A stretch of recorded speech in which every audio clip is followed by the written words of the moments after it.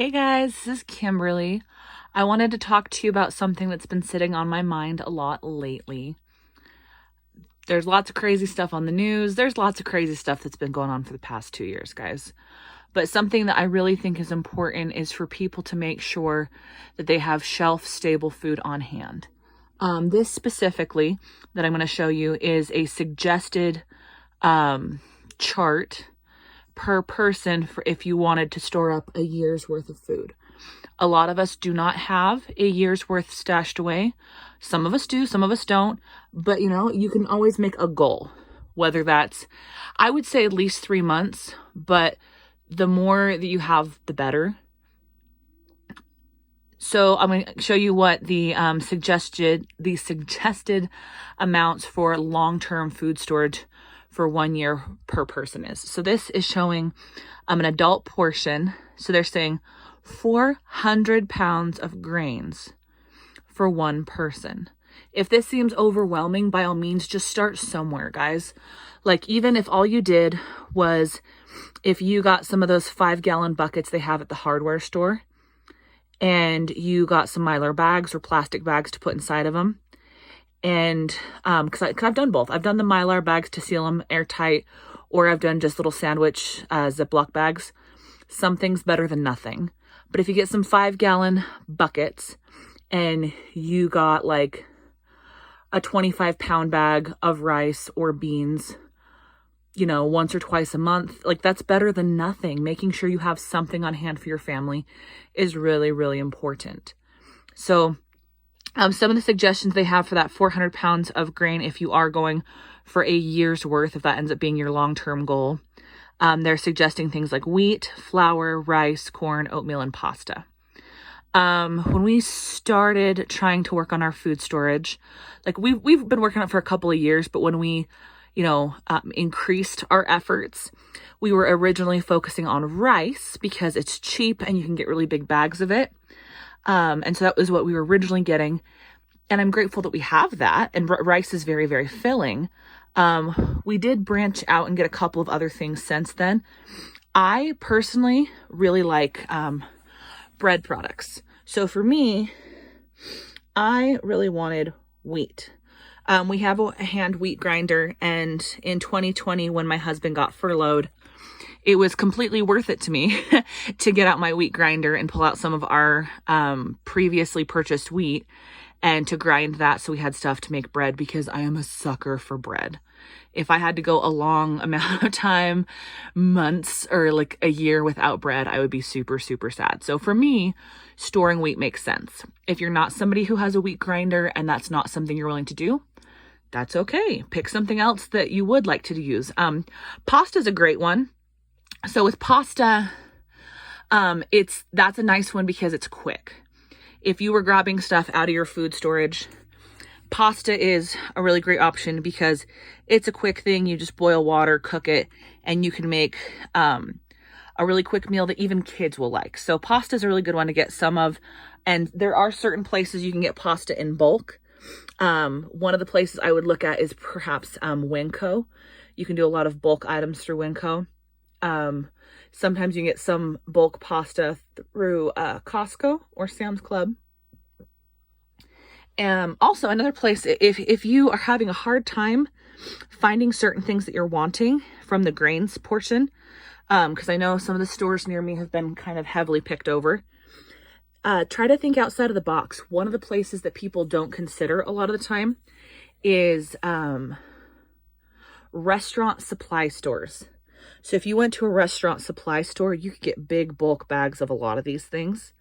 So that's something to think about. Right here where it just says flour, you can store flour, but flour in its ground form versus in the wheat berries, it's not going to last as long. So that if that's something that you want and you're going to rotate it, because what I do is I store a reasonable amount of wheat, and I do keep a 25-pound bag of flour on hand. I like making homemade bread. I like making homemade herb pizza crust.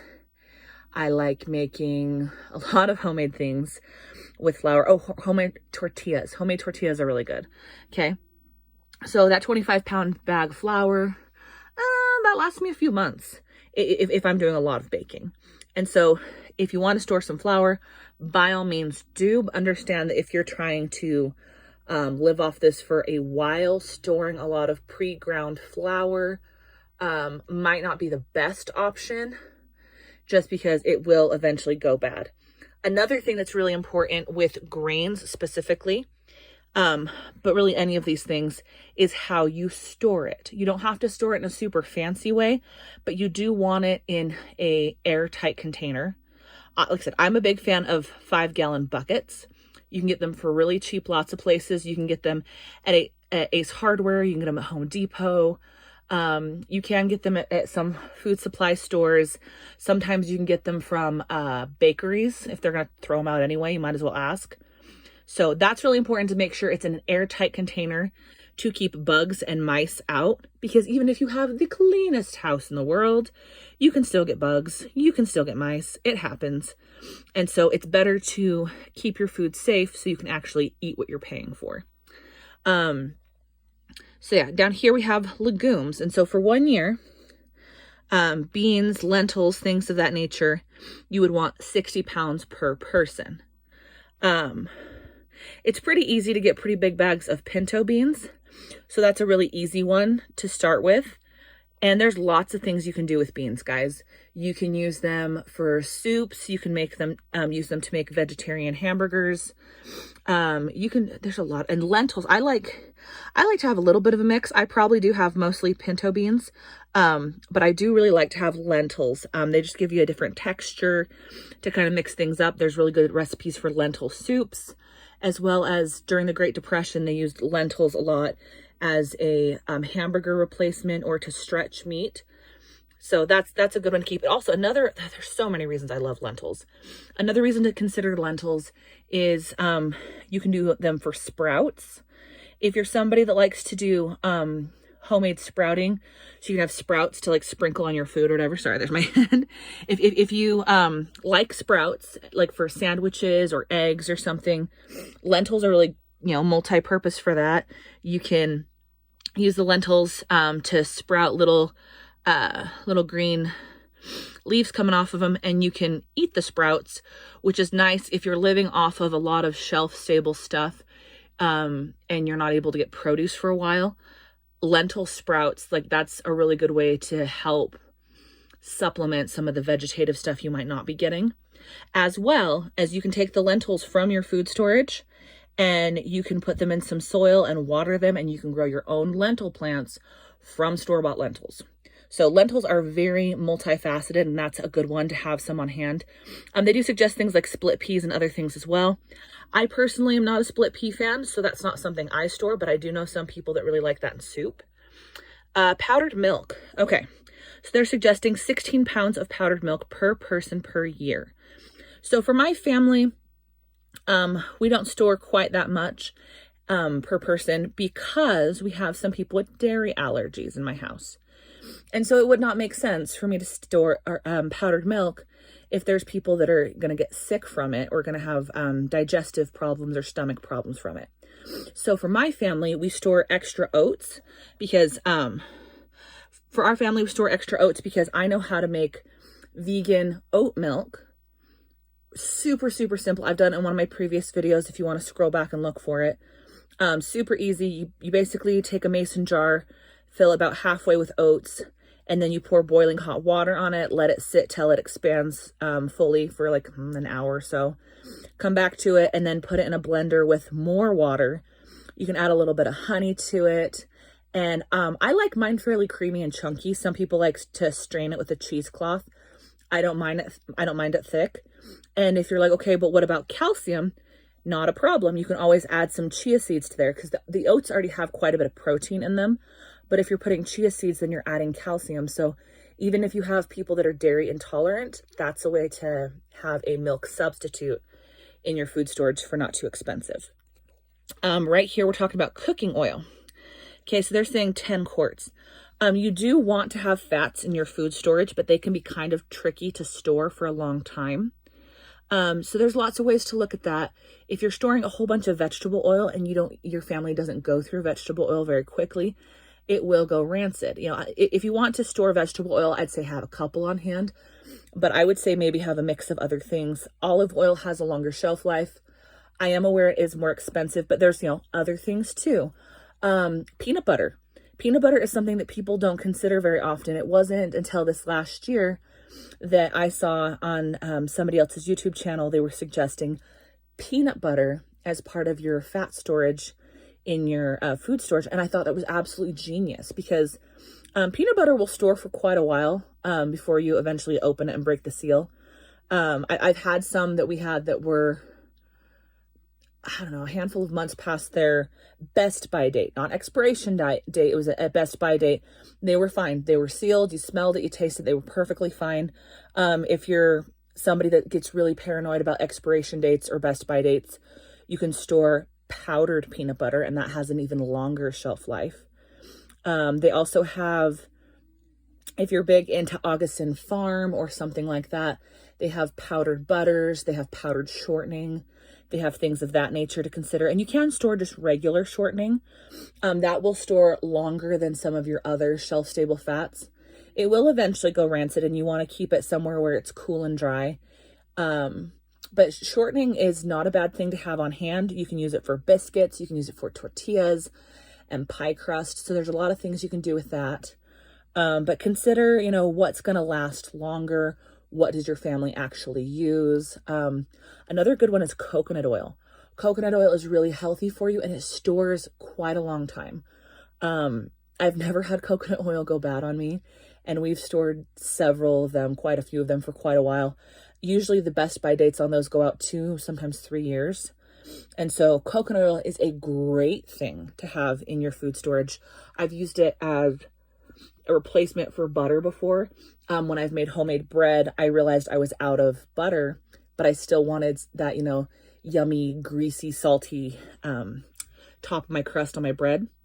So I melted some coconut oil on top and then sprinkled some salt to kind of simulate butter, and it was so perfect. It was really good.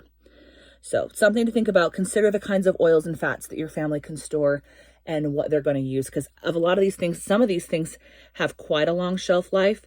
The cooking oils and the fats, those are going to have the shortest shelf life. So be mindful of what you're storing. Then we have sugar and honey. So for 1 year, for one person, 60 pounds of sugar or honey. Obviously, white sugar is the cheapest thing. You can get a big bag of that. Yet again, you can line the inside of a 5-gallon bucket.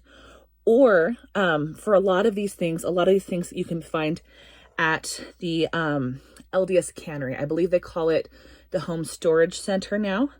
And so you can buy it either online or at the store. And they do not care if you are LDS or not. Everyone is welcome. Everyone can buy stuff from them. But if you are buying it online, they will ask for your membership number if you are LDS. If you are not, then just click different buttons when it prompts you to. But you can buy some really good stuff for some good prices that are properly sealed, that will last you at least 20 years on a lot of these items. Salt. Salt is such a cheap one. And I guess it depends on what kind of salt you plan on storing. I don't get super fancy with my salt. I have stored some kosher salt before. I do that more for like pickling. If I'm doing pickled vegetables, that's what I keep that for. But just for like regular food storage, I get like the cheap, like the cheap stuff. I get the little cheap 50-cent canisters you can get at Walmart. That would be such an easy thing to make sure you have a proper amount of salt per person per year. And some of these things you might be like, oh, but I'm trying to watch my salt and sugar and things like that. And I understand. But if you were literally living off of your food storage, you still need to have fats in your diet to be properly satiated. And you still need salt for the like electrolyte balances in your body. So this is like for survival purposes. This is not to be on a keto diet, guys. This is living off absolute minimum if you needed to. So right here, they're saying water, 14 gallons for 2 weeks. So having enough water stored in your house can be a real challenge. So that's 14 gallons for 2 weeks for one person. I feel like a lot of people forget about water. A lot of people don't take water storage very seriously. And that can be kind of concerning because like that's something your body needs. You can survive for a while without food, but you cannot survive very long without water. And so for water, I would definitely suggest having some on hand in appropriate water-safe containers that are clean. Please do not put drinking water in bleach containers. I know some people that do that. You don't want all kinds of weird stuff seeping into your drinking water. Don't do that. You know, if you don't have a lot of money, save your 2-liter pop bottles. Those are absolutely perfect. For the longest time, that was our water storage, was 2-liter soda bottles. And we kept them, but we added to our water storage and eventually got some handheld jugs and a couple of barrels, just stuff so we had water if it was needed. You know, we had a drought this last year. We've been in a drought for a while. You never know what's going to happen. And so having water on hand is a smart choice. And so I would also say have water on hand and filters. I would say do both, or at least some way to clean your water. So if you had to do this absolute minimal pricing, I'd say have some 2 liters of water on hand, several of 2 liters of water on hand, as well as some bleach, some unscented basic bleach, if that's the way you wanted to go. I personally don't necessarily have an interest on going the bleach route. I'd rather just get clean containers and put clean water in clean containers. Or there are occasionally affordable filters you can get. Sawyer filters will filter stuff for a very long time, as well as Berkeys and things like that. But you got to work with the budget you have. If the budget you have says 2-liter pop bottles of water and some bleach, then that's what your budget is. You do what you can do. But if you are using bleach, please look up what the proper proportions are and allow it enough time to sit or dissipate or whatever it needs to do, so you're not drinking something that could hurt your stomach.